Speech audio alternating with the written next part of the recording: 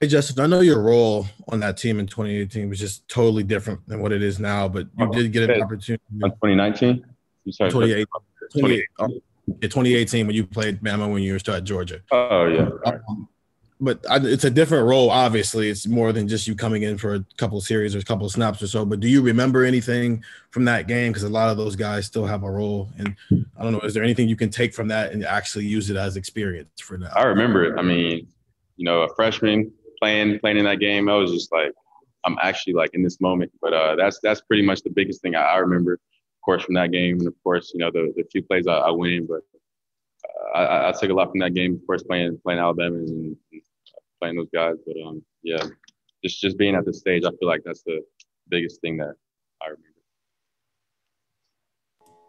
Next will be Andrea Edelson. Andrea? Uh, Justin, I'm wondering, since you and Trey are both from Georgia, how well you all knew each other, whether you had a relationship or friendship before he got there, and just how you've seen him really turn things on the last few games. Yeah, I mean, I think I've known Trey since my junior year in high school. We actually played against each other my junior year. He was a senior at the time. But I think we beat him. Yeah, we beat him by like 2 or 3 touchdowns. But yeah, I've known Trey for a long time. We have one of the same trainers that we've been working out literally together since probably like my senior year, junior, senior year of high school. So we've known each other for a long time now, for sure. Next is David Hale. David? Hey, Justin, I was actually just texting with your high school coach, and he said to tell you Coach D says hey. I remember talking to you before about when you were leaving Georgia and you talked to Coach Day, but you had not yet actually set foot on campus at Ohio State when you committed there. And I know maybe the first week or two was probably not the easiest for you either. What was it about your connection with Coach Day that made you confident that you had made the right decision to go to Ohio State? And when did it sort of click that, like, yeah, this is going to work out okay? I think the connection that me and Coach Day had from day one was genuine. Of course, everyone knows he's a great offensive-minded coach, and I knew that he was going to make me a better player, and that's all I was really worried about when choosing the school. So, and when I knew it was going to work out was the first touchdown I scored against FAU during the first game of last year. So, yeah. Next, we'll have Michael Casagrande. Michael?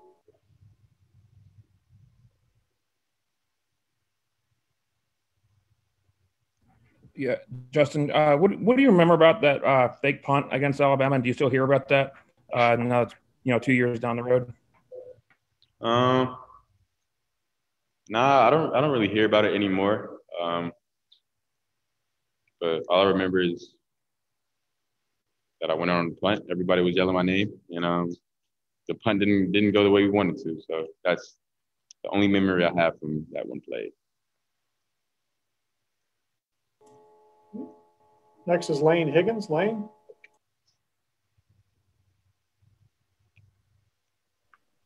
Hey, Justin. I'm not sure if this is something that's more instinctual or if it's something that you've worked on with quarterback trainers and coaches, but it looked like in the second half, after you had absorbed that pretty big hit in the Sugar Bowl, you kind of had adjusted some of your mechanics with your throwing, and you were, taking a bigger stride into the throw and, relying less on your upper body. Is that something that you've worked on with anyone specifically, or, how are you trying to manage that? Yeah, I think it just comes naturally. Of course, when you're trying to complete a pass in a game and you might not have, all of the body parts working like you would, I guess, want them to. You would have to alter another thing, to get the ball where it needs to go. So I might have been altering my footwork or motion a little bit, but that was just, coming off of the injury. So, of course, I was dealing with that.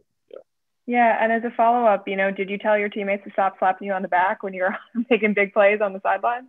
Nah, I don't think they smacked me right there in the side, not right on the side, but of course, I think those guys were cognizant of my injury, so I didn't really get a lot of slaps or a lot of punches to the side. Next is Justin Felder. Justin?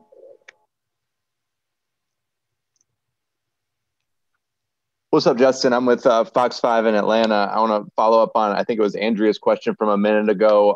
What more can you say about your relationship with Trey, how that's kind of grown? And have you guys kind of compared your journeys at all, starting out at other places, ending up here in the national championship game and being two Cobb County guys, you know, trying to play for a national title? Yeah, I mean, it's definitely crazy just seeing the position we are where we are right now. But yeah, I've known Trey for a long time. He's always been a hard worker. But I think we'll talk about this in a few years from now. But I think right now we're more so living in the moment. So yeah, we haven't really, you know, look back on it. Of course, I tell him after every big game we win, I usually go up to him after the game and say to him, I told you that you should have came here. But yeah. But other than that, that's all we talk about.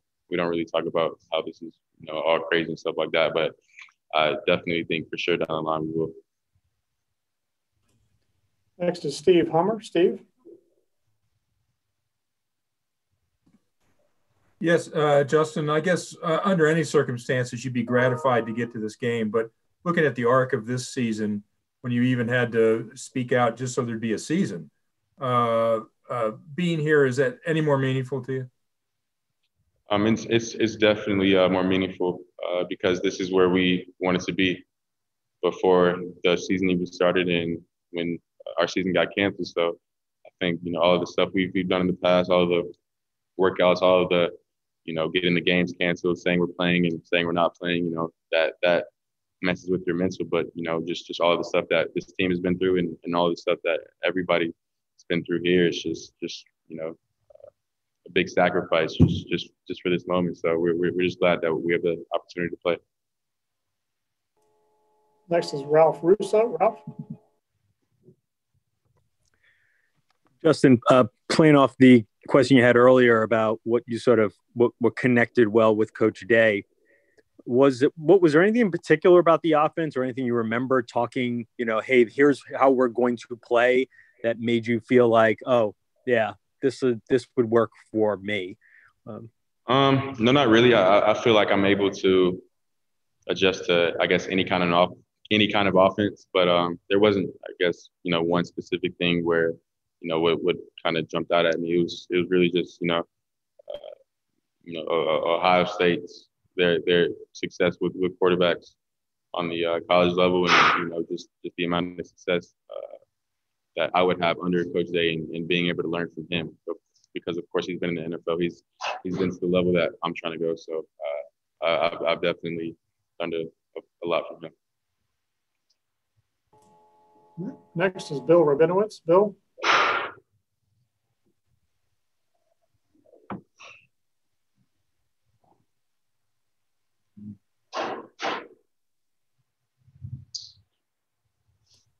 Bill, are you there? Yeah, I just lost you for a second. Can you hear me? Yes. Okay. Yeah, on your status, how you're feeling, how you think it might be affected, and if you want to clarify anything that you said after the game about how everything was handled. Yeah, I think, you know, what I said after the game was kind of taken out of context. You know, I just want to make one thing clear, that is that I have, you know, my full trust is in the trainers here at Ohio State and Dr. Borcher. So I wasn't, you know, I guess hesitant on taking anything that they would give me, but I was just trying to do whatever I could do to get back on the field. And I think those guys handled it, you know, the way I would have wanted it to be handled. So I just put my full trust in those guys, and, you know, I see, you know, how they, you know, deal with guys here, and I have personal relationships with all of them. So I just don't want anything I said, you know, in the post game interview to kind of get taken out of context and just be like, oh, they just shot him up and sent him back out there. No, it wasn't like that.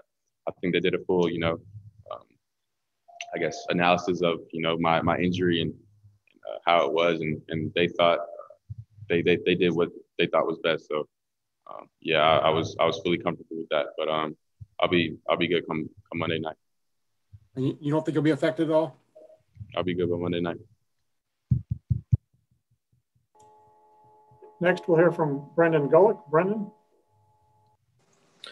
Justin, I realize that the number of Buckeyes that have played for a national championship in their career is certainly an elite fraternity within your own program.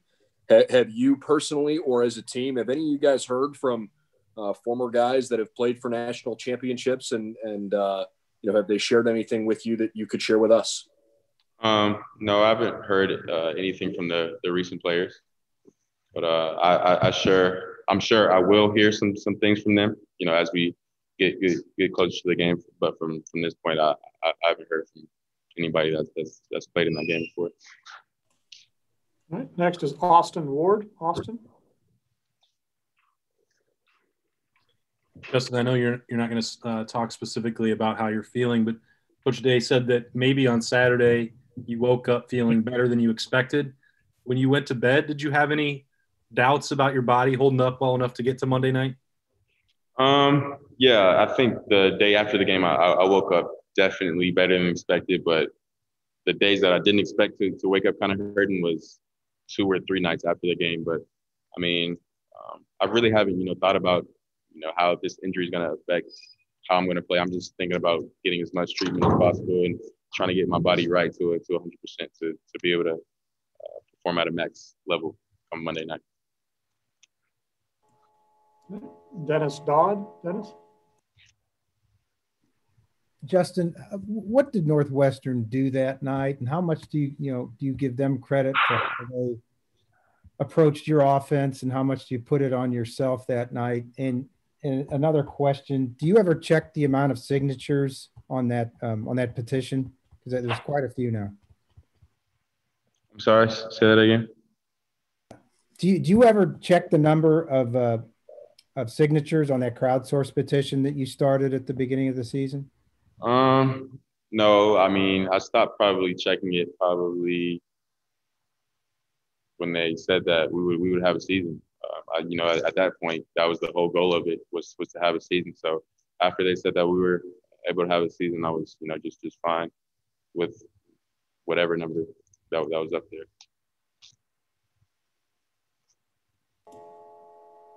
And time for one more here from Billy Witz. Billy.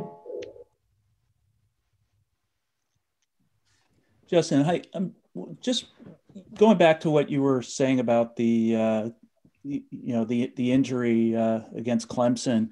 Was part of the discussion at all, about how well you could protect yourself? Just because you looked like you were obviously played really well, but you weren't able to move like you probably normally. So what's the question again? I'm sorry. Yeah, was part of the discussions that you had with Dr. Borchers, and I don't know if the coaches, did it ever come up with not just a pain tolerance, but could you move around well enough to protect yourself? I mean, I feel like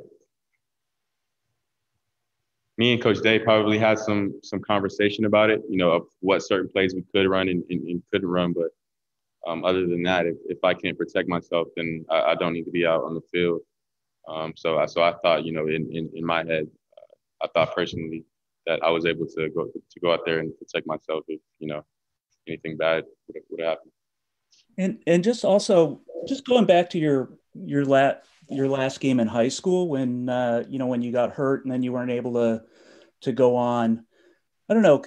Does that in any way, I guess motivate you and just some of the injuries that you've had in college and just have played through, or is it just more just the types of injuries where that was something where it just really impacted how you could throw the ball? No, not really. I wouldn't say that motivated me, but to be honest, I just look at injuries like it's a part of football. It doesn't matter who you are. You can get injured on one play and you never be able to play football again in your life. But again, like I said before, it's what we sign up for. We know the risk coming into this. That's why we just try to I guess stay as safe as possible when we're playing the sport, and that's why we have rules set in place. But yeah. All right, Justin, thanks a lot. Look forward to seeing you in Miami.